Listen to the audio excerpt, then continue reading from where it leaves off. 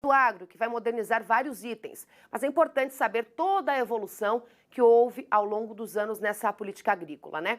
Vamos então até a capital federal falar com o nosso analista jurídico que está lá hoje, Ricardo Alfonsin. Doutor Ricardo, sem o crédito rural, seria possível produzir no Brasil? Qual é a sua avaliação? Uma ótima noite para você. Boa noite, Suelen. Boa noite, amigos do Rural Notícias. Hoje eu tive uma grande oportunidade de participar de um evento no Superior Tribunal de Justiça em homenagem ao ministro Rui Rosado de Aguiar Júnior.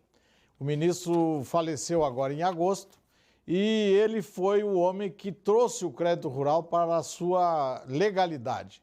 A partir de 86, com a saída do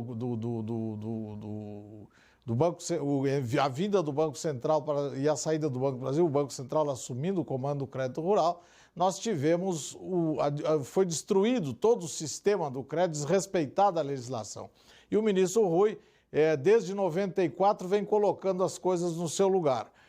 Foi ele o primeiro a decidir essa situação do Plano Collor, deferindo o direito aos produtores. Lá em 94, ele já tinha decidido isso aí. Foi o primeiro a decidir que o juro do crédito rural tinha que ficar limitado a 12% no máximo.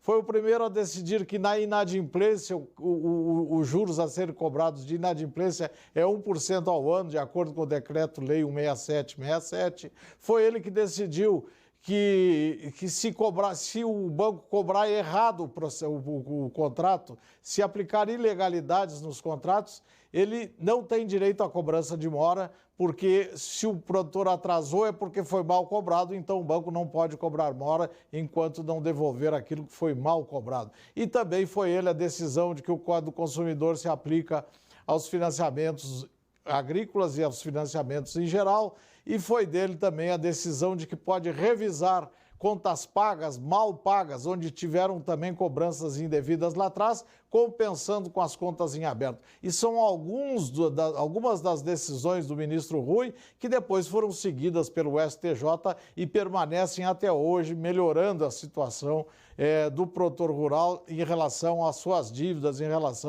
podendo revisá-las, podendo tentar diminuí-las com base nisso que foi decidido todo esse tempo no Superior Tribunal de Justiça.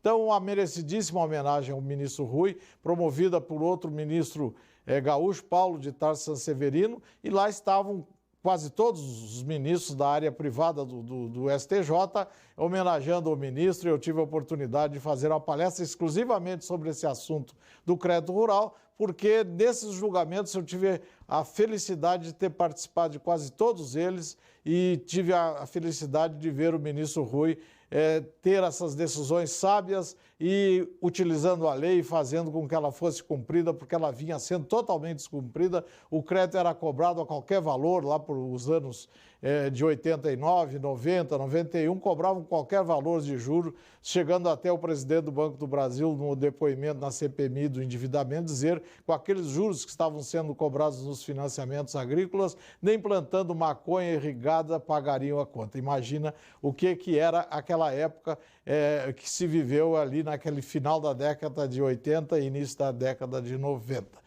Então, importante evento, tive a honra de participar dele e homenageando esse grande homem que foi o ministro Rui Rosado de Aguiar Júnior.